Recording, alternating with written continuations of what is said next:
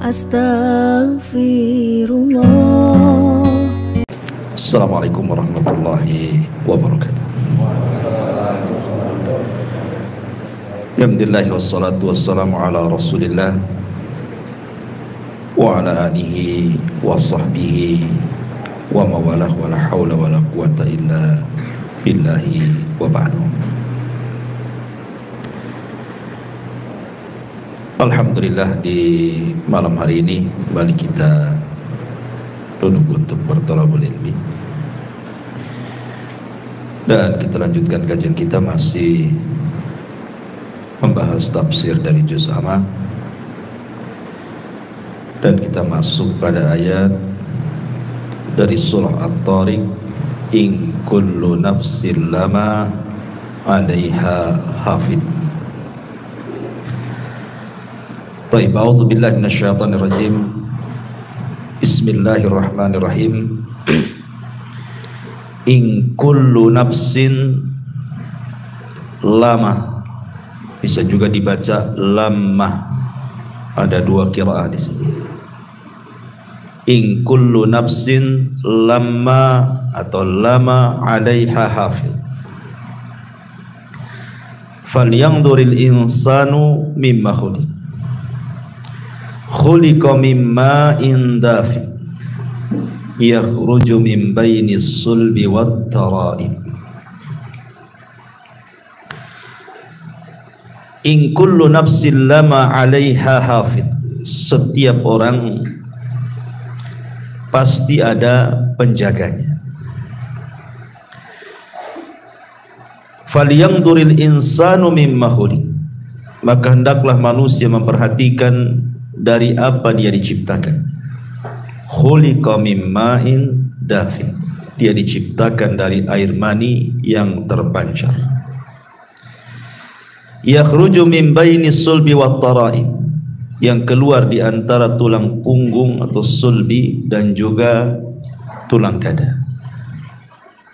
Baik. Ma'asyiral muslimin yang dimuliakan Allah Subhanahu wa taala. Allah Subhanahu wa ta'ala adalah zat yang maha rahim, penyayang. Salah satu bentuk kasih sayangnya adalah Allah menjaga kita.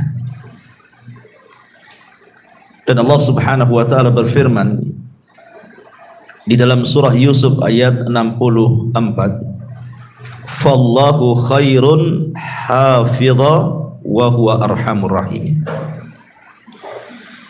Maka dialah Allah penjaga terbaik bagi kita, dan dia maha penyayang di antara hamba-hambanya yang penyayang.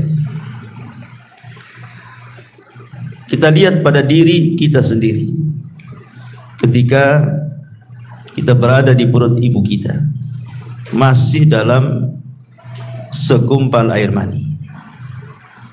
Siapa yang menjaga kalau bukan Allah Subhanahu wa ta'ala? Padahal posisi segumpal mani itu belum kokoh dalam rahim seorang ibu. Makanya kita lihat kalau ada wanita hamil muda, biasanya disuruh untuk istirahat karena akan mudah keguguran, apalagi di bawah usia 4 bulan. Tetapi karena Allah Subhanahu wa ta'ala telah memberikan penjagaan, dari segumpal mani berubah menjadi segumpal darah. Kemudian Allah jaga lagi.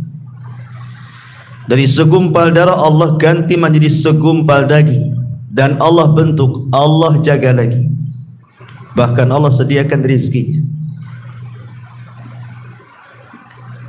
Kemudian setelah dia keluar dari perut ibu, kemudian menjadi bayi, Allah jaga lagi sampai dia menginjak anak-anak, remaja, dewasa, sampai seusia antum ini Allah jaga, diberikan rezeki, rumah, tempat tinggal, pekerjaan, dan begitu seterusnya. Siapa yang memberikan penjagaan ini? Allah Subhanahu wa ta'ala. Makanya Allah mengatakan fallahu khairun hafidh. Dialah sebaik-baik penjaga kita. Kalimat hafidh Di dalam ayat ini, hafid itu ada dua macam. Ulama tafsir mengatakan pertama hifdhu ar-riayati wal himayah, dan yang kedua hifdzul muraqabati.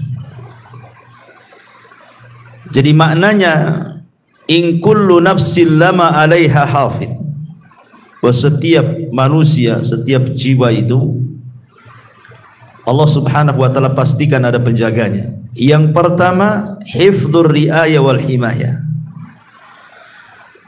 Artinya Allah Subhanahu wa taala menjaga kita dalam kondisi apapun dari hal-hal yang kita benci.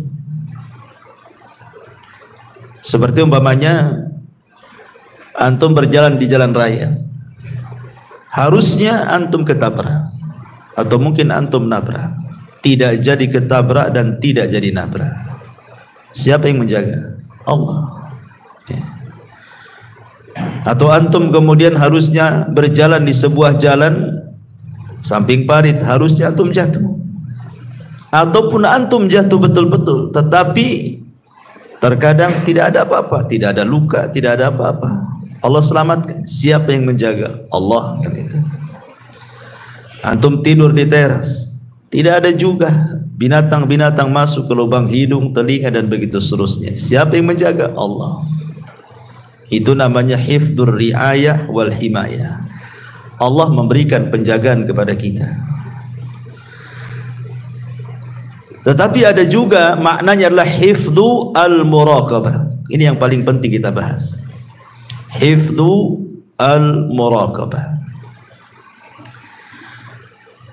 Sebelum saya jelaskan hifdzul muraqabah, yang pertama saya katakan hifdzur riayah wal himayah, tadi dalilnya Allah Subhanahu wa taala mengatakan lahu muaqibatun min baini yadayhi wa min khalfihi yahfaduna min amrillah. Bagi manusia ada malaikat-malaikat yang Allah tugaskan mengikutinya bergilir-gilir. Di mana? Di muka, di belakang, mereka menjaganya bi amrillah, atas perintah Allah. Jadi Allah memerintahkan malaikat untuk menjaga setiap manusia, kiri, kanan, depan, belakang, atas, bawah. Allah jaga kita. Ini namanya sekali lagi adalah hifdzu ar-riayah wal himayah tadi. Adapun yang kedua hifdzul muraqabah. Maksudnya hifdzul muraqabah itu Allah Subhanahu wa taala mengutus para malaikat-malaikat yang senantiasa muraqabah, memperhatikan kita, mencatat seluruh perkataan kita, mencatat seluruh perbuatan kita. Dan ini adalah isyarat firman Allah Subhanahu wa taala, wa inna 'alaikum lahafidin kiraman katibin. Allah Subhanahu wa taala mengatakan di dalam surah Al-Infitar, wa inna 'alaikum lahafidin. Padahal sesungguhnya bagi kamu ada malaikat-malaikat yang senantiasa mengawasimu, kiraman katibin, yang mulia di sisi Allah dan yang senantiasa mencatat amal perbuatanmu. Imam Ahmad ibn Hanbal rahimahullahu ta'ala, ikhwan, saat dia sakit parah, dia merasakan kesakitan sehingga mengeluarkan suara menunjukkan rasa sakit dia. Kayak kita mungkin bahasa kita itu aduh gitu ya, saking sakitnya merasakan sakit sehingga mengeluarkan al-anin dalam bahasa Arab. Dalam bahasa kitanya aduh gitu ya, saking sakitnya. Tapi dia tidak mengeluarkan kata-kata. Maksudnya kata-kata yang kita kenal, aduh sakit kali, nggak gitu, cuman kalimat aduh saja. Jadi ada muridnya di samping Imam Ahmad itu menasihati Imam Ahmad dan mengatakan, ya Imam, innal anina kaulun wal kaulu yuktab. Wahai Imam, sesungguhnya suara erungan orang sakit itu dianggap kata-kata, dan setiap kata-kata pasti dicatat. Dan Allah mengatakan, wa ma yalfidu min qaulin illa ladaihi raqibun atid. Dan tidaklah ucapan manusia kecuali dicatat oleh raqib dan atid. Langsung terdiam Imam Ahmad. Subhanallah. Ya. Padahal dia merasakan sakit luar biasa. Kalau kita bukan ngereng saja, muring-muring. Gitu ya. Imam Ahmad tidak muring-muring, artinya enggak mengeluarkan kata-kata gitu ya.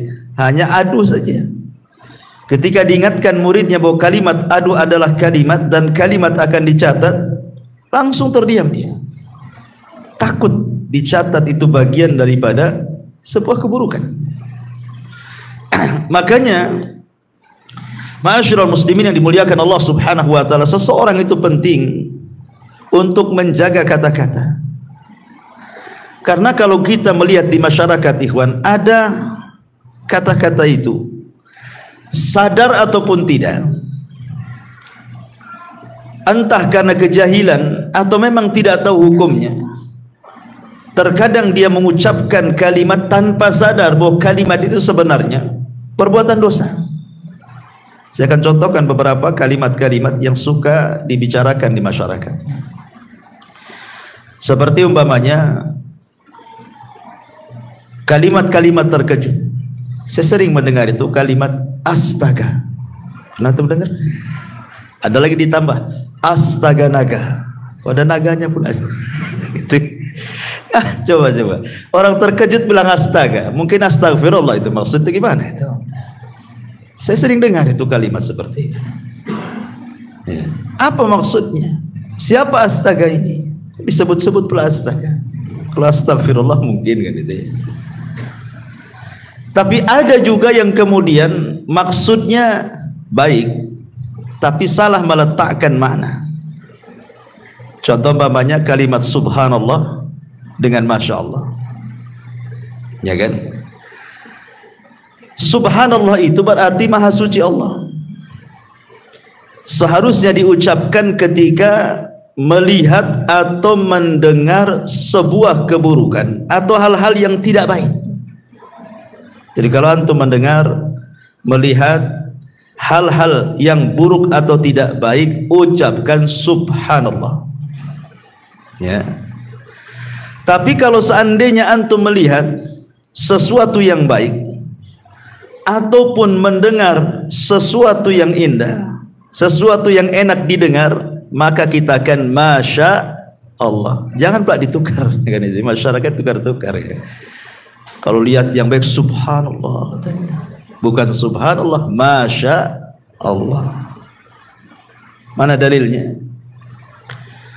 Suatu ketika Nabi SAW mendekati Abu Hurairah radhiyallahu an. Abu Hurairah ini lagi junub, ya, dan dia tidak mau ke majelis Nabi, malah menjauh, pergi gitu. Jadi oleh Nabi SAW dipanggil, ada apa engkau wahai menjauh wahai Abu Hurairah? Kenapa engkau menjauh dariku? Kata Abu Hurairah. Kata Nabi SAW, kata Abu Hurairah, saya sedang junub wahai Rasul. Saya sedang junub wahai Rasul. Apa kata Rasul? Subhanallah, innal mu'min la yanjus. Wahai Abu Hurairah, subhanallah, maha suci Allah, seorang mukmin itu tidak najis. Kan Rasul melihat sesuatu yang tidak suka, Abu Hurairah pergi kan. Rasul mengatakan subhanallah, ya kan, artinya sesuatu yang kita tidak suka melihatnya atau mendengar sesuatu yang tidak suka, ucapan subhanallah.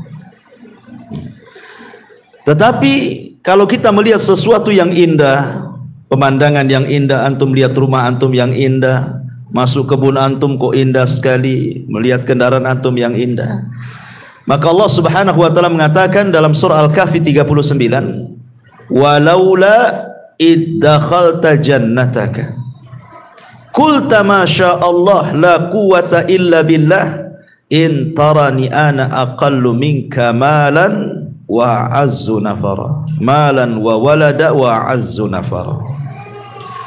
Dan mengapa ketika engkau memasuki kebunmu tidak mengucapkan masya Allah, la quwwata illa billah, sungguh atas kehendak Allah semua ini terwujud, ya.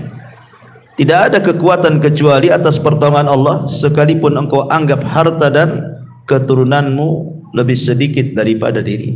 Keturunanku lebih sedikit daripada dirimu.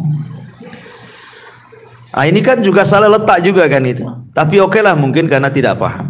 Kadang orang tertukar-tukar nih antara subhanallah dengan masya Allah. Tapi yang lebih parah tadi, ucapan astaga itu apa coba?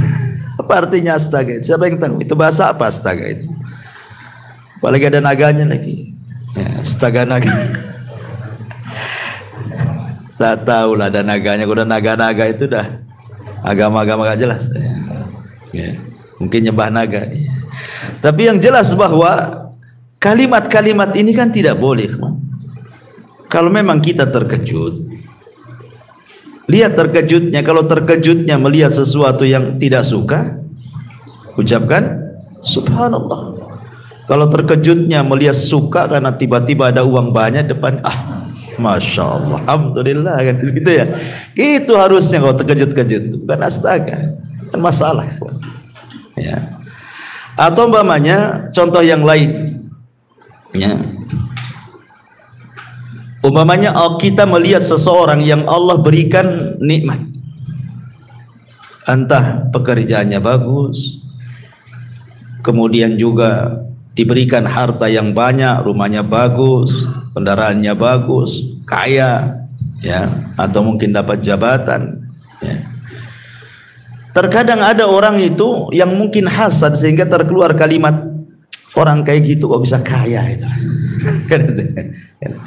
Orang kayak gitu kok bisa kaya itu. Dari mana dia itu? Hanya punya tuyul lah. Jadi kalimat orang kayak gitu kok bisa kaya, ya, nggak pantas, dan begitu seterusnya. Ini tidak bisa. Kalimat seperti itu tak boleh. Kenapa? Karena dalam hadis Abdullah bin Mas'ud radhiyallahu an, Nabi SAW mengatakan, innallaha qasama akhlaqakum kama qasama arzaqakum. Allah Subhanahu wa taala sudah membagi akhlak kalian itu seperti membagi rizki kepada kalian. Kita kan tidak tahu urusan orang, entah dia punya pekerjaan, entah apa, kan kita tidak tahu, nggak ada urusan, dan kita juga tidak boleh ngurus orang. Makanya Al-Imam Ibnu Katsir rahimahullah ta'ala ketika memberikan catatan kepada surah Asy-Syura ayat 27, walau basatallahu rizqa li ibadi la baghaw fil ardi walakin yunazzilu biqadari ma yasha innahu bi ibadihi khabirun basir. Kalau Allah Subhanahu wa taala membentangkan rizki pada hamba-hambanya, terkadang ada sebagian hamba itu melampaui batas di bumi, tetapi Allah Subhanahu wa taala terkadang memberikan sesuai dengan kadar yang bisa dipikul hambanya sesuai dengan kehendaknya.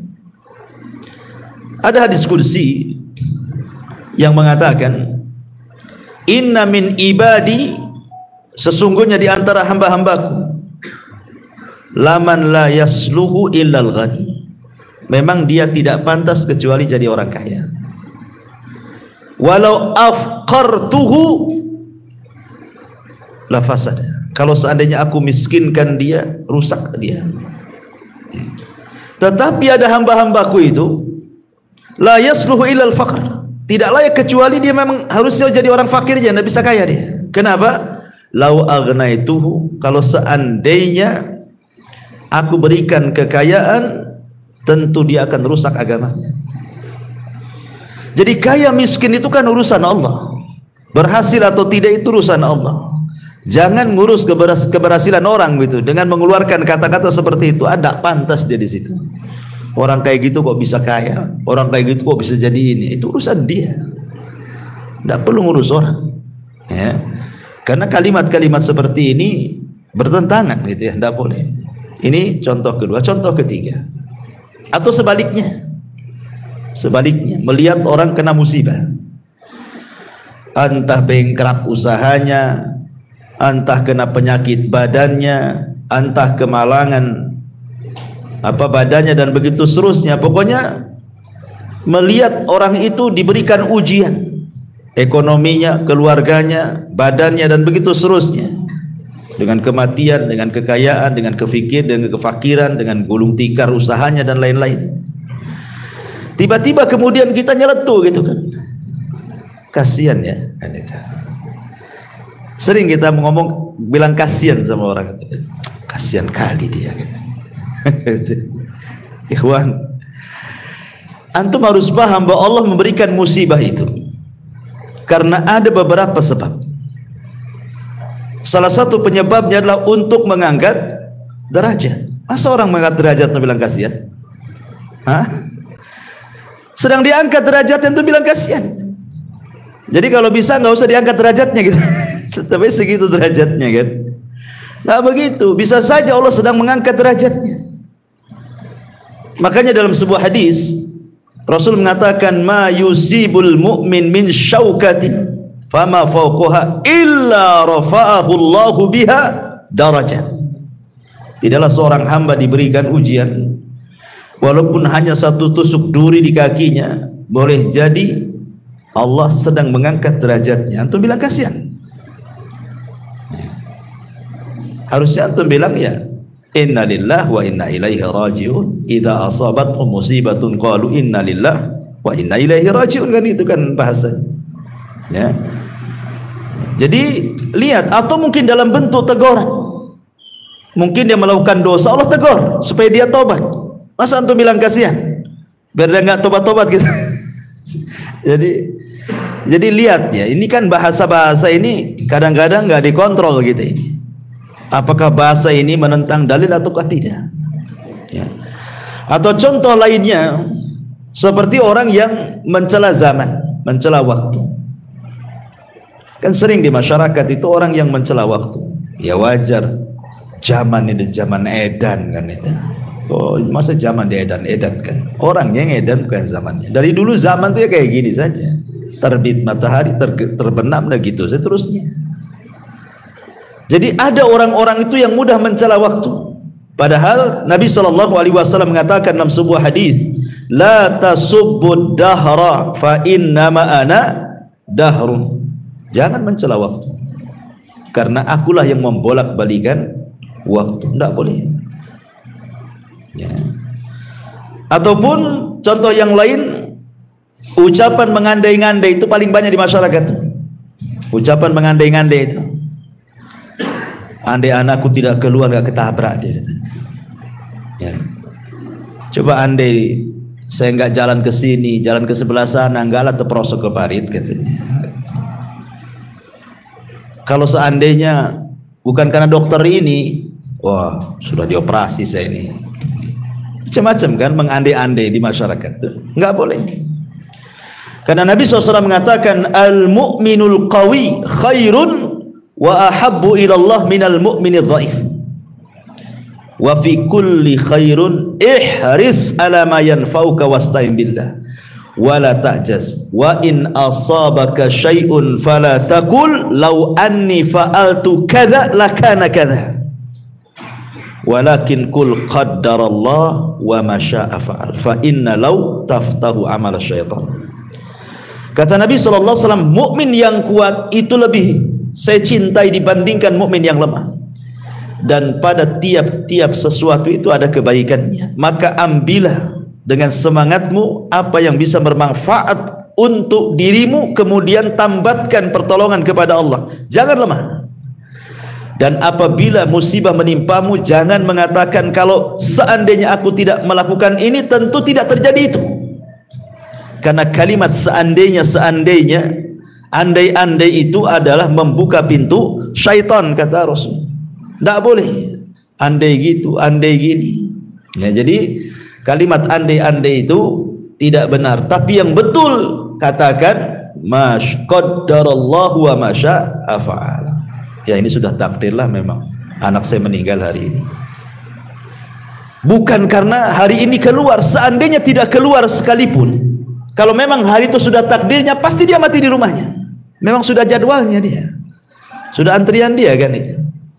Kan keluar itu sebab saja, matinya tetap hari itu juga gitu maksudnya. Jadi tidak bisa diandai-andai itu, karena ini kalimat-kalimat yang menunjukkan apa? Penolakan takdir. Nah, ini bahaya. Menolak takdir itu. Ya. Atau contoh yang lain pamannya ucapan mencela penyakit. Ada orang yang mencela penyakit di zaman Rasul. Ada seorang wanita namanya Ummu As-Sa'ib radhiyallahu anha. Ummu Sa'ib ini karena sakit kepala, diikat pula kepalanya dengan tali. Zaman dulu gitu, karena belum ada bodrek mungkin. Ya diikatlah kepalanya supaya mengurangi rasa sakit kepala tuh. Rasul mengatakan, malaka ya Ummu Sa'ib, apa itu kepalamu wahai Ummu Sa'ib? Tiba-tiba Ummu Sa'ib mengatakan di hadapan Rasul sallallahu alaihi wasallam, al-humma la barakallahu fi. Demam wahai Rasul, kepalaku sakit, semoga Allah tidak berkahi, katanya. Maka Rasul mengatakan, la tasubbil humma, jangan kau cela penyakit demam. Fa innaha tadhhabu khotoya bani Adam kama yadhhabul kiru khabathal hadid. Boleh jadi demammu itu bisa mengurangi dosamu. Nah gitu ya. Jangan dicela penyakit itu.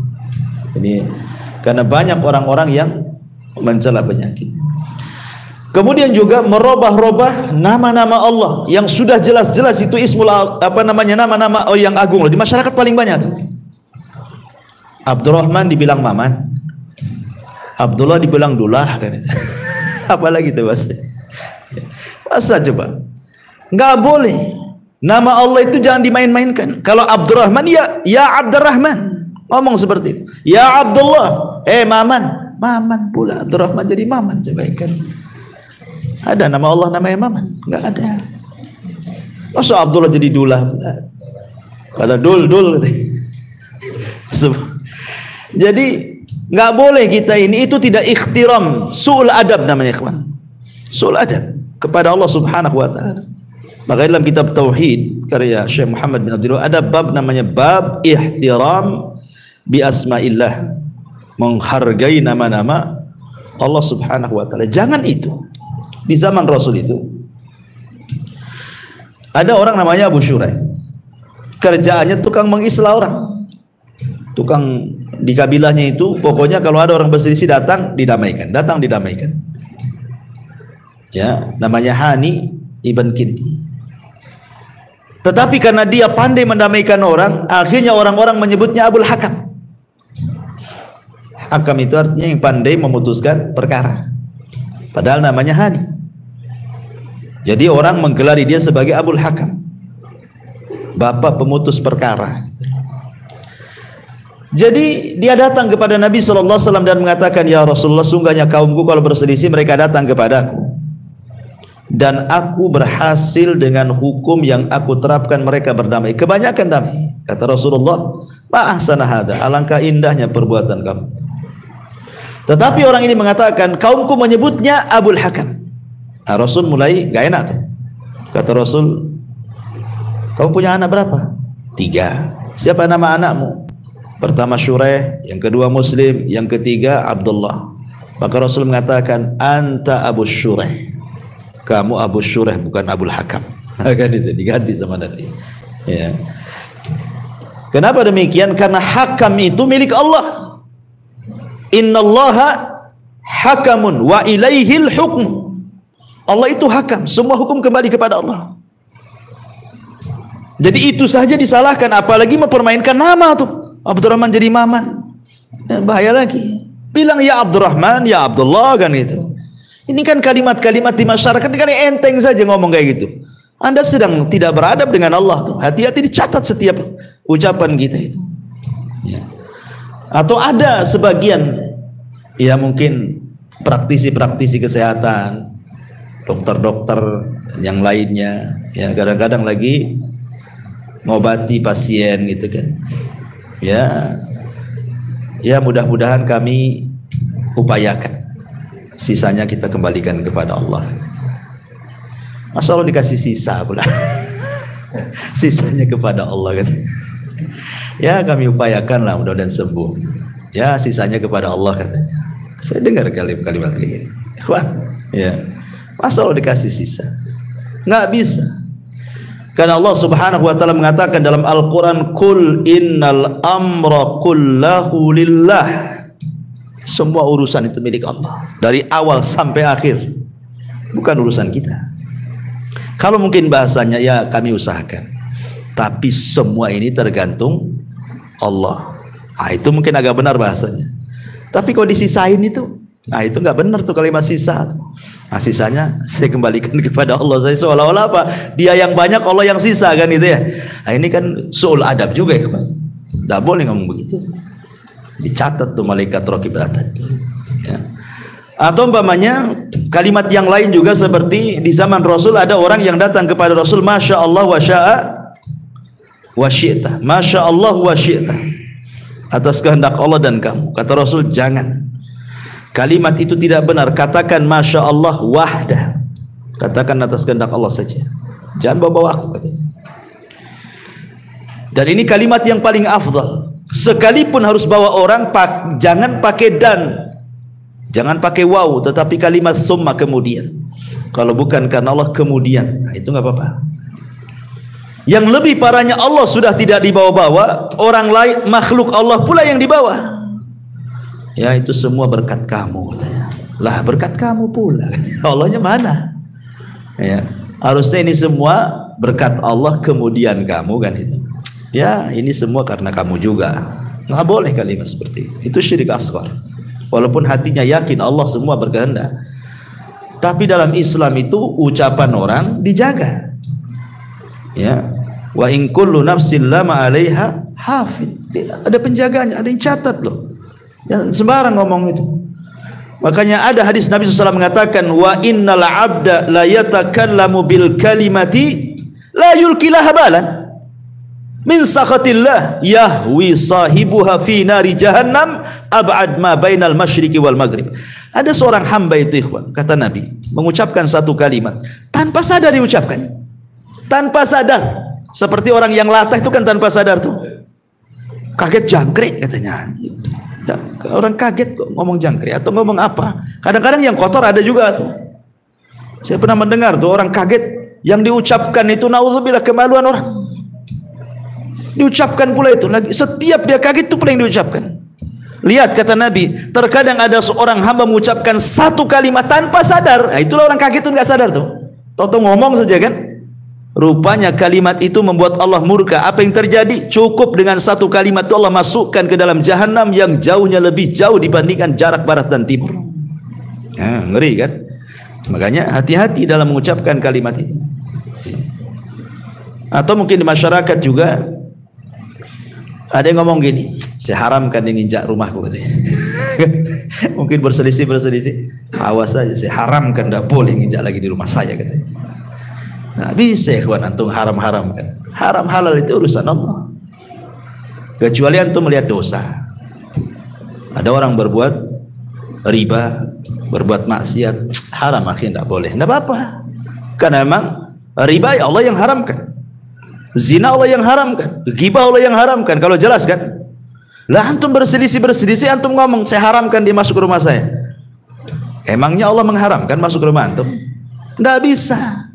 Makanya Allah Subhanahu wa taala katakan dalam Al-Qur'an, wala taqulu lima tasifu alsinatikum al-kadhiba hadza halalun wa hadza haram. Enggak boleh mengatakan ini halal ini haram, itu urusan Allah. Allah lah yang mengharamkan, Allah lah yang menghalalkan. Makanya Nabi SAW saja ketika dia berjanji untuk tidak minum madu gara-gara dia melihat kecemburuan Aisyah dan Hafsah ketika dia mampir di rumah Zainab, dia minum madu. Cemburulah Aisyah dan Hafsah ini dan mengatakan, Rasul kayaknya kamu sudah makan buah yang makanan yang bau tapi enak, tapi bau. Ya. Kata Rasul, tidak, aku minum madu. Oh, enggak wahai Rasul. Sepakat pula Aisyah dengan Hafsah ini karena cemburu. Akhirnya Rasul mengatakan, ya kalau gitu saya tidak akan minum madu selamanya, kata Rasul. Turun ayat, ya ayuhan nabi lima tuharrimu ma ahallallahu lak tabtaghi mardata azwaji. Nabi, jangan kau haramkan sesuatu yang Allah halalkan hanya mencari keridhaan istrimu, katanya Allah. Jadi urusan halal haram itu urusan Allah. Tiba-tiba antum mengatakan saya haramkan dia masuk ke rumah saya. Ini hati-hati loh. Ya mungkin maksudnya itu dia tidak mau nginjak rumah dia, tapi jangan menggunakan kalimat seperti itu maksudnya. Jangan menggunakan kalimat halal haram, itu urusan Allah. Nah, ini kan kalimat-kalimat seperti ini, kalimat-kalimat bahaya. Dan yang lebih parah lagi, tukang laknat. Ya, tukang laknat. Ada orang nonton bola ya, gara-gara kalah itu, gara-gara nggak gol itu, dimaki tuh pemain. Anjing orang ini katanya, masa nggak bisa gol kan? Lah kok orang, apa urusan antum dengan pemain bola? Kenapa dianjing-anjingkan orang itu? Seandainya antum yang main di situ mungkin lebih anjing lagi. Nggak bisa lagi antum. Mungkin nggak dapat bola di lapangan itu. Antum bisa mencela, nengok YouTube lo bisa mencela. Oh goblok kamu. Orang lo digoblok-goblokin, nggak kenal pun tidak. Hanya gara-gara nonton aja, entah nonton apa digoblok-goblokin orang itu. Jadi ini kan tukang laknatnya, hati-hati kan. Kadang-kadang mungkin dululah seandainya kita ini pernah jahiliyah suka mengucapkan kalimat bertobat, itu kalimat laknat. Nabi SAW sampai mengancam, la yakununa al-la'anuna syufa'a yaumal qiyamah wala syuhada yaumal qiyamah. Tukang laknat itu tidak akan dapat syafaat, bahkan tidak jadi saksi pada hari kiamat. Diancam dengan enggak dapat apa-apa loh ya. Makanya di sini Allah Subhanahu wa taala mengatakan bahwa di antara makna hafid adalah hifdzul muraqabah. Artinya Allah mengutus malaikat-malaikat itu yang menjaga kita dengan cara mencatat. Semua kata-kata kita dicatat. Tidak ada satupun kata-kata yang keluar kecuali dicatat. Sehingga ulama mengatakan kata-kata manusia itu ada 3. Ada yang terkandung dosa secara mutlak, ada yang terkandung pahala secara mutlak, ada yang tidak terkandung dosa dan juga pahala. Tiga-tiganya dicatat kata para ulama. Baik yang mengandung dosa secara mutlak dicatat, mengandung pahala secara mutlak dicatat, ataupun yang tidak mengandung dua-duanya dicatat. Tapi apakah kemudian tiga-tiganya dihisab? Wallahu a'lam. Ada yang mengatakan yang dihisab adalah yang kata-katanya mengandung pahala secara mutlak dan yang mengandung dosa secara mutlak. Yang tidak mengandung pahala dosa tidak dihisab. Ada yang mengatakan tiga-tiga dihisab. Naudzubillah. Jadi makanya dari sini penting seseorang itu untuk menjaga lisan.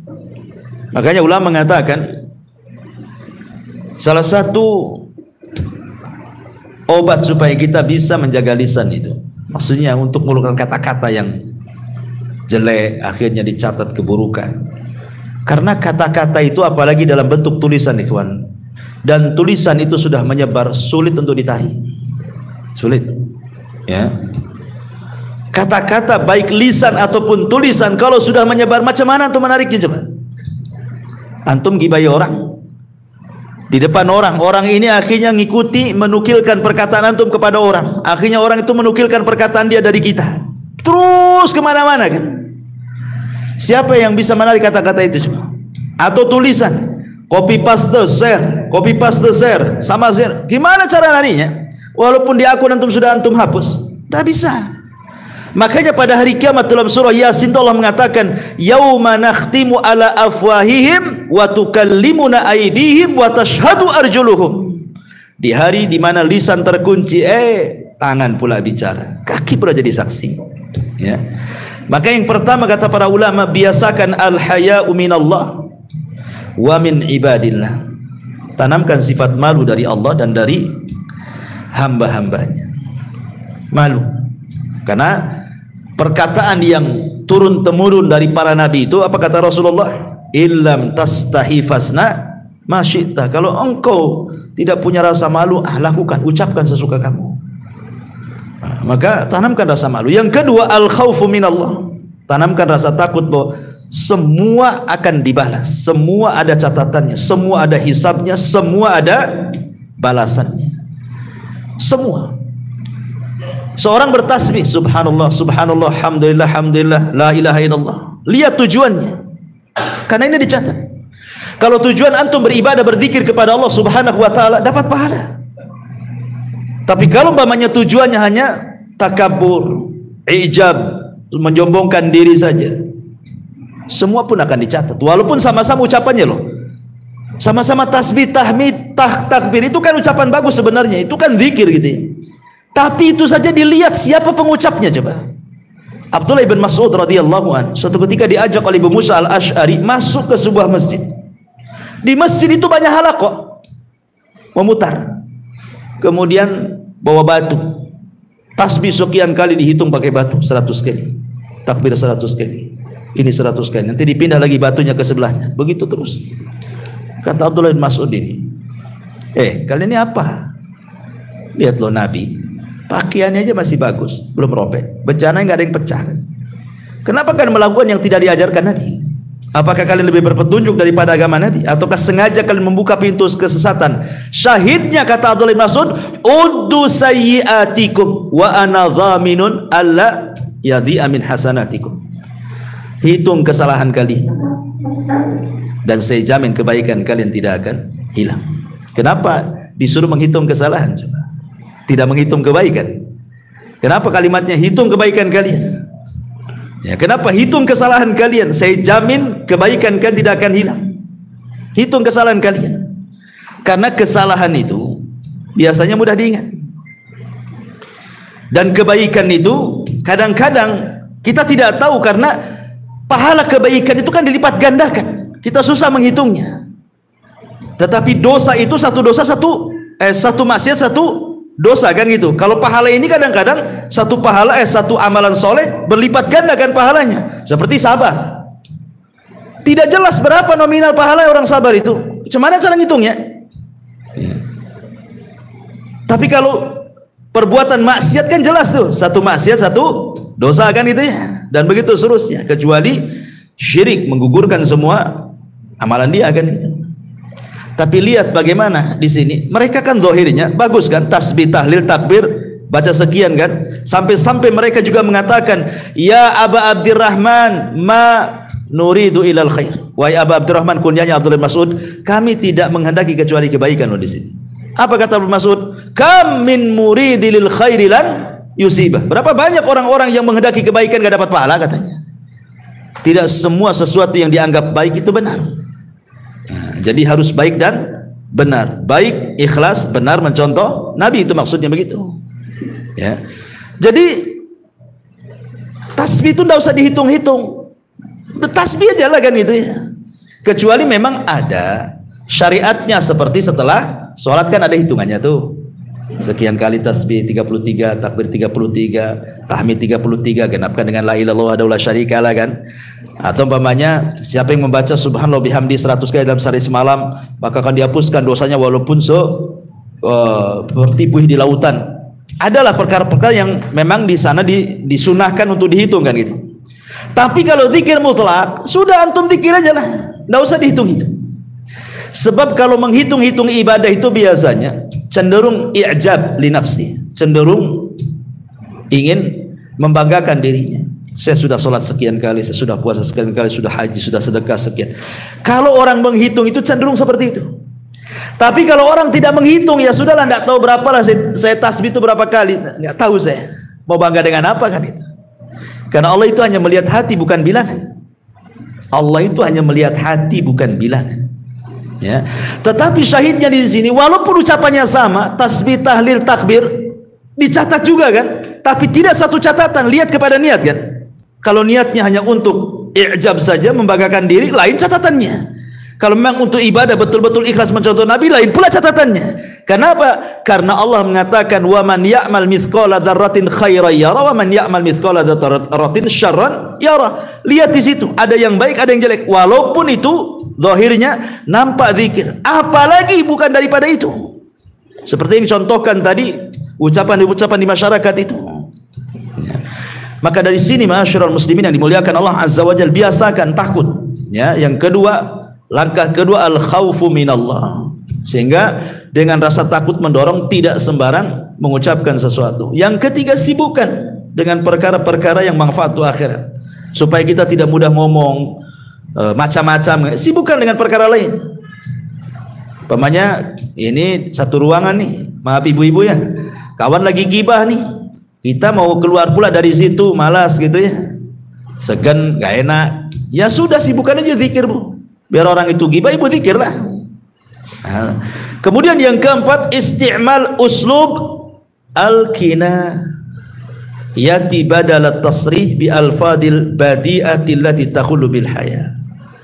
Atau kalau seandainya kita bisa membuat bahasa-bahasa kinayah, bahasa-bahasa yang lebih halus lagi gitu loh bahasa.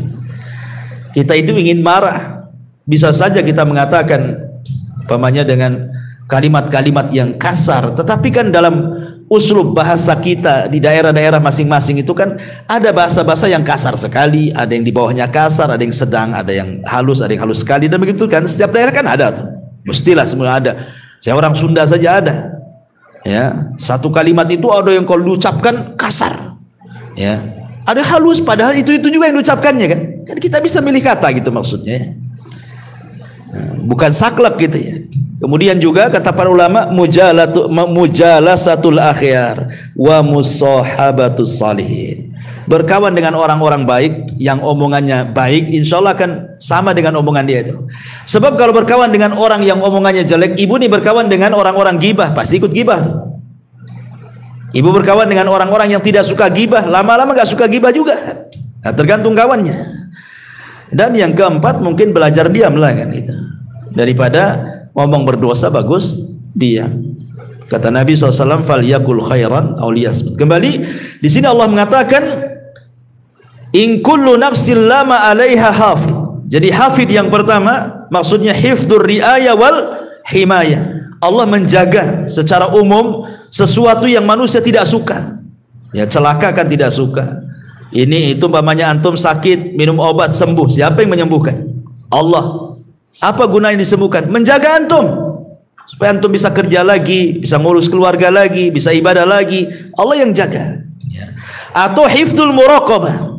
Allah utus malaikat-malaikat itu yang betul-betul mengawasi kita. Wa inna 'alaikum lahafidin. Siapa hafidin? Kiraman katibin, yang mencatat. Jadi setiap amal kita dicatat dan dijaga catatannya, setiap ucapan kita dijaga dan dicatat, sehingga amal dan perbuatan inilah yang sebagai bukti kita di hadapan Allah Subhanahu wa taala. Bahwa inilah saya sudah banyak berzikir, banyak melakukan amal soleh ini ya Rob ini. Makanya dengan bangganya nanti pada hari kiamat, orang-orang yang mampu mengambil dengan tangan kanannya catatannya apa? Ha umuqra'u kitabiyah. Ah, lihat catatanku katanya. Bangga dia. Tapi orang-orang yang mengambil tangan kirinya nggak mau dipegang, maunya dilempar aja tuh. Karena dia tahu isi catatannya apa. Ya.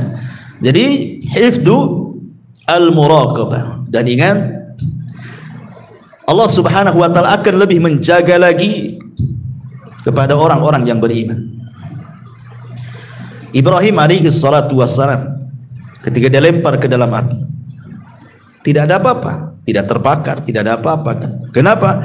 Karena dia menyandarkan penjagaan kepada Allah. Hasbunallah wa ni'mal wakil.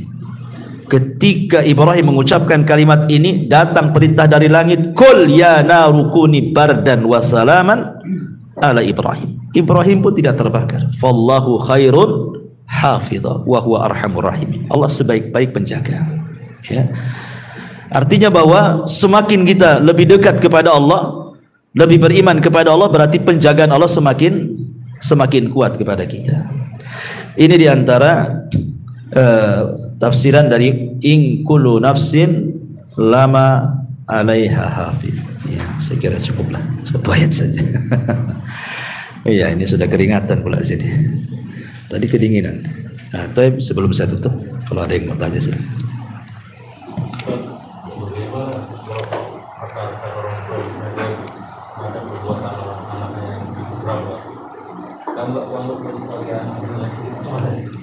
Nggak boleh. Ya. Ya kadang ucapan orang tua itu mungkin saking marahnya, akhirnya kemudian mengingkari anaknya. Kamu itu bukan anakku katanya. Oh itu anaknya kok. Wah bukan anaknya pula. Emang udah tes DNA apa? Ya. Nggak boleh orang tua itu, sekali lagi, bahwa da'watul walid liwalidihi mustajab. Doa orang tua kepada anak itu mustajab. Ingat cerita Jures. Dia sedang sholat sunnah, bukan sedang kerja, bukan karena nakal. Dia sedang sholat sunnah, dipanggil sama ibunya. Akhirnya tak mau pula dia datang kepada panggilan ibunya. Alasannya apa? Pusing Jurais, saya lagi sholat nih, ini hak Allah. Satu sisi ibu pula manggil, ada pula hak orang tua.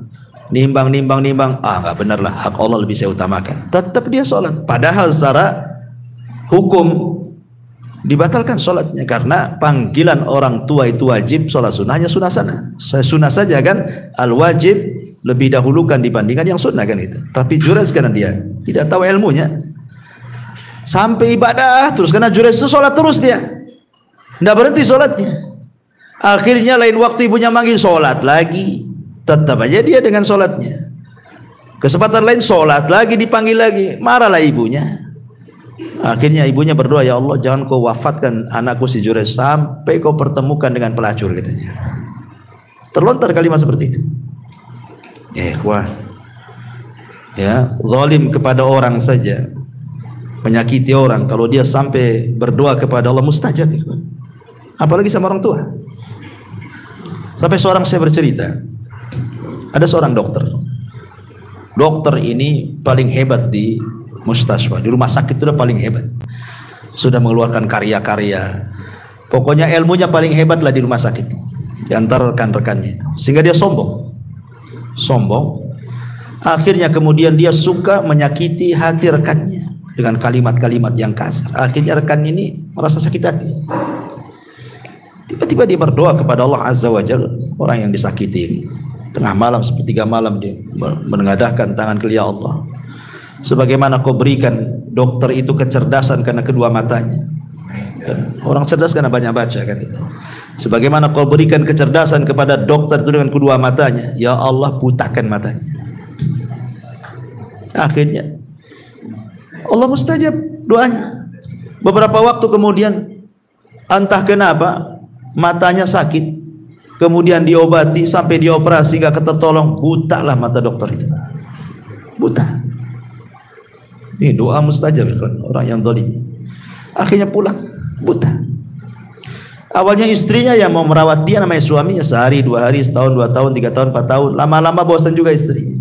Apalagi uangnya habis karena untuk perawatan suaminya. Buta, orang buta nggak bisa kemana-mana. Ya. Akhirnya kemudian istrinya mulai datang setan ngasih was-was, disuruh dibuang ke panti jompo. Sudah tua, dibuang ke panti jompo suami yang buta. Akhirnya udah lama-lama di panti jompo, minta cerai, habis dunianya. Jadi suatu ketika dia sedang berjalan, ketemulah rekan sesama dokter. Zaman dulu dia masih di atas angin itu. Kemudian rekan dokternya mengatakan, wahai dok, kira-kira kalau seandainya Allah berikan sesuatu kepadamu, apa yang kau hayalkan? Kata dokter, demi Allah, seandainya aku tidak diberikan kecerdasan, tidak diberikan ke karya, jadi orang awam saja tidak apa-apa, tapi Allah berikan pandangan mata kepada aku, hanya minta itu saja. Gak apa-apa aku bodoh kayak orang-orang awam, tidak perlu jadi dokter, jarang, gak apa-apa, yang penting aku bisa melihat, katanya. Ya kan? Nah, apalagi ini Jurais ini kan cerita orang tua ini. Orang tua disakiti, kawan. Ya betul-betul didatangkan pelacur akhirnya kan, menggoda Jurais. Sampai akhirnya pelacurnya berzina dengan penggembala, hamil, melahirkan, dituduh pula si Jurais yang menghamili. Digempur tempat ibadahnya, hampir dibunuh si Jurais. Kalau bukan kalau Allah menjaga Jurais ini. Sebelum dibunuh dia mengatakan, kembalikan tuh si bayi-bayi yang kau tuduhkan tuh anakku, katanya. Cubit. Dicubit akhirnya, man abuk, siapa bapakmu? Tiba-tiba ngomong pula bayi ini, bapak saya penggembala kambing. Coba kalau bayi-bayi hasil zina bisa bicara, ya kawan, hati-hati antum. Man abuk, katanya. Semua kena. Masyaallah muslimin yang dimuliakan Allah Azza wa Jalla. Jadi sebaiknya kalau kita sebagai orang tua, memang terkadang ada orang tua itu saking marah sekali kan gitu. Ya ini juga nasihat kepada saya, antum tuh siapapun gitu. Ya harus berusaha lah. Kadang-kadang kita juga, saya juga kadang-kadang kalau terlampau ini, kadang nyesal juga kan itu. Ada terpaksa ngomong, nyesal juga setelahnya. Memang harus dibiasakan. Dibiasakan. Artinya kalau kita semarah apapun itu, kalau bisa orang tua itu tafaul saja. Tafaul itu maksudnya ucapkan kalimat baik, mudah-mudahan bisa membalik 180 derajat anak kita. tafaul. Anak tuh nakalnya luar biasa. Secara logika susah dia sadar. Apalagi anak tanggung-tanggung tuh biasanya tuh nakal-nakal tuh. Anak SMP itu tanggung-tanggung tuh yang kurang ajar biasanya.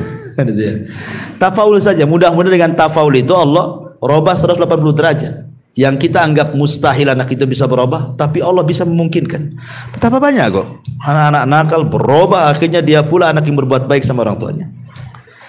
Al-tafaul itu maksudnya kalau dia nakal, ucapkan kalimat doa. Seperti yang dilakukan ibunya Sudes, ya. Ketika Imam Sudes dulu mau nakal disebutkan dalam biografinya. Daripada kau nakal Sudes, kau masuk ke haram, kau jadi imam di sana. Kau jadi imam. Ya. Jadi kalau antum nakal, Jawa Luhur saja, gantikan Abu Mero di sana. Ya, masyaallah muslimin yang dimuliakan Allah Azza wa Jalla. Jadi sebaiknya jangan, apalagi sampai kemudian lebih daripada itu, mati aja nak katanya. Kalau kau tahu kayak gini katanya, waktu bayi udah kecekik kamu itu katanya, biar mati gitu. Nah, jadi kadang-kadang ada orang tua seperti itu. Ya itu kan kembali kepada kita sebenarnya. Kenakalan anak itu kan kembali kepada orang tua. Makanya kata Al-Imam Ibnul Qayyim rahimahullah ta'ala, dia mengatakan bahwa ifsadul abna, rusaknya anak-anak itu kebanyakan apa? Karena orang tua yang merusaknya, bukan pesantren, bukan sekolah, bukan guru ngaji, bukan. Kebanyakan yang merusak anak-anak itu orang tua, kata Imam Ibnul Qayyim. Sebab kalau orang tua dari awal dia mencari jodoh, cari yang soleha atau cari yang soleh kan gitu ya, kemudian punya anak, tentu otomatis kalau dua orang tuanya soleh-soleha kan pasti akan dididik dari kecil. Ya, sudah cari jodohnya aja salah, ketika punya anak pula nggak dididik dan begitu seterusnya, ya wajar lah. Ketika sama-sama sudah tobat, ibunya tobat, bapaknya hijrah, anaknya pengen hijrah, tergesa-gesa ke ibunya. Kadang-kadang disitulah diuji orang tua. Dulu ketika masih awam tak ada gini gitu, karena hidupnya umum seperti masyarakat, yang ndak sholat, yang ndak puasa, yang ndak apa, kuliner sana sini gitu, senang-senang. Sekali ngaji hijrah dua-duanya, pengenlah nari anak-anaknya juga. Iya, orang tua sudah dewasa, senang dia mikir, istri diajak mau saja kan gitu. Sekali anak yang belum siap diajak, murka dia. Yang biasa main sana sini dilarang, jangan main, pulang. Ribut ya kan sama orang tuanya. Ya. Sampai saya itu macam-macam itu kasus di Jabal Uhud, anak-anak itu. Kadang-kadang kasihan orang tua, diuji betul sama anaknya. Ya memang begitulah, kadang-kadang kodrat anak itu jadi fitnah jadinya kan. Ya. Wallahu a'lam. Baik, saya kira cukup. Subhanallah bihamdika, asyhadu an la ilaha illa anta astaghfiruka wa atubu ilaik. Allah taala. Assalamualaikum warahmatullahi wabarakatuh.